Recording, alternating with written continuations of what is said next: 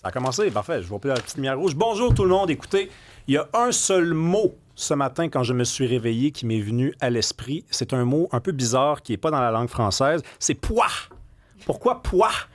Est-ce que vous avez regardé par la fenêtre, ceux qui ne sont pas sortis dehors, là, juste regardez par la fenêtre, regardez la qualité de l'air. L'indice de qualité de l'air, là, c'est ce qui mesure si c'est une bonne idée, oui ou non, de sortir dehors. 118 ce matin.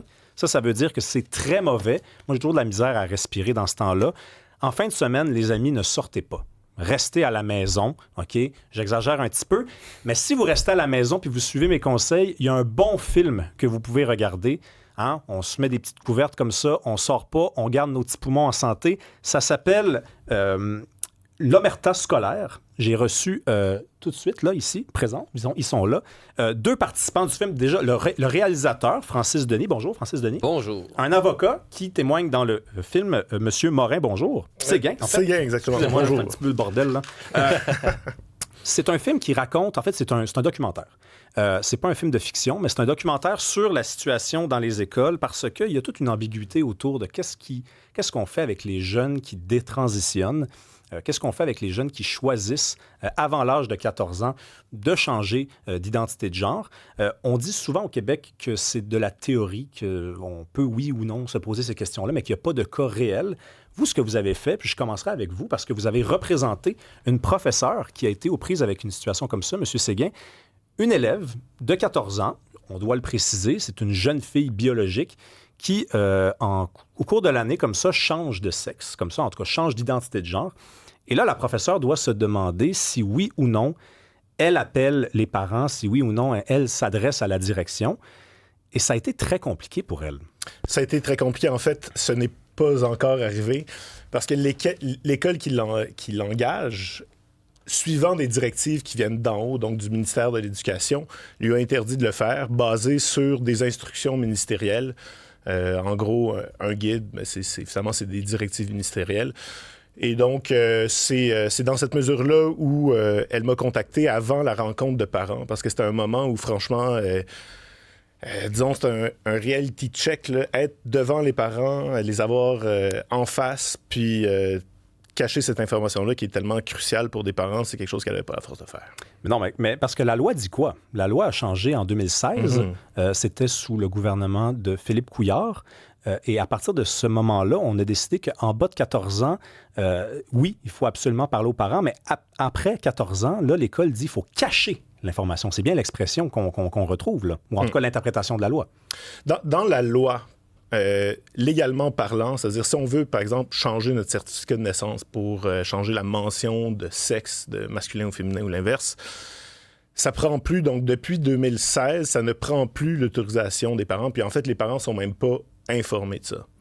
Ils sont même pas informés. Ça, c'est complètement fou. Parce que, en fait, ça veut dire que si un parent se doute de quelque chose et se dit, moi, je parle avec mon enfant, il y a quelque chose qui a changé dans sa vie, je vais appeler la professeure. Elle passe bien 8 heures par jour avec mon enfant.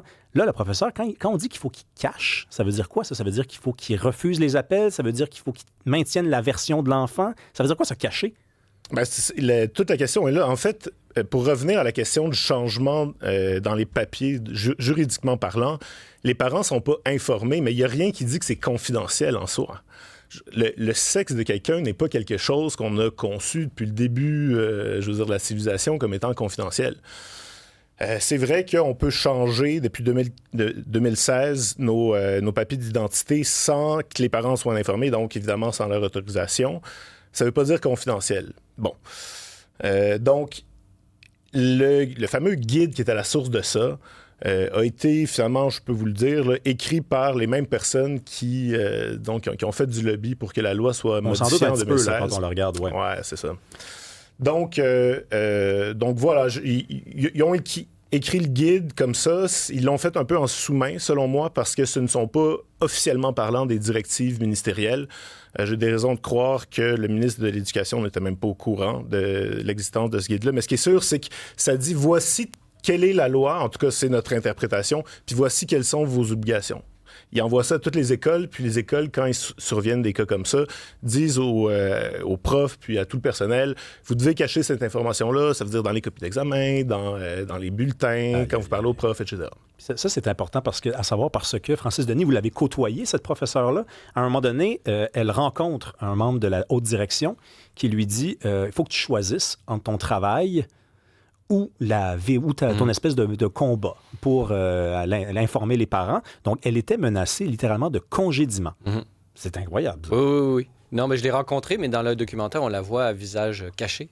Oui, bien sûr. Anonyme. Une reconstitution. Exactement, parce qu'on ne peut pas dévoiler qui elle est. Bon, elle, sa mission dans la vie, c'est pas nécessairement devenir une avocate ou un lobbyiste d'une position ou une autre. Elle, tout ce qu'elle veut dans la vie, c'est enseigner aux enfants. Donc, elle veut faire son métier de professeur.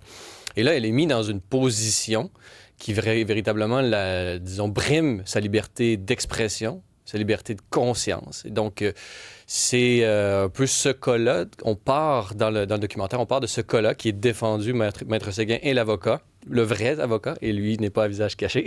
Et, visiblement.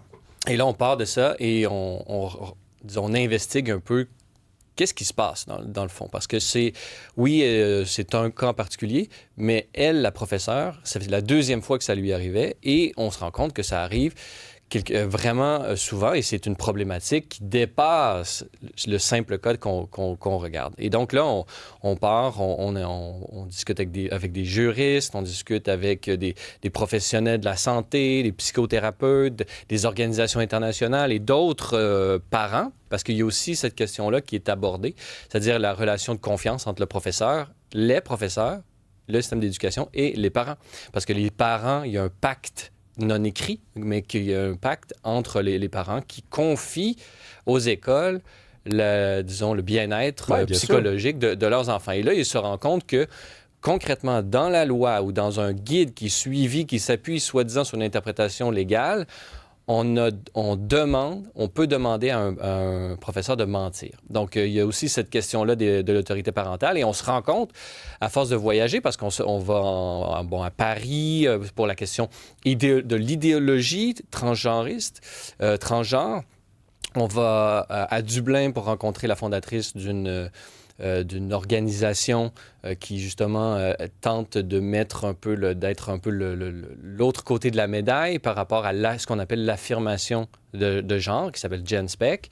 Et on va même à San Francisco, et là, on rencontre une avocate, mais qui est aussi mère de famille, qui a vécu elle-même cette situation-là. Vous allez là où ça a commencé, ces espèces d'enneries-là. Donc, là où ça origine vraiment...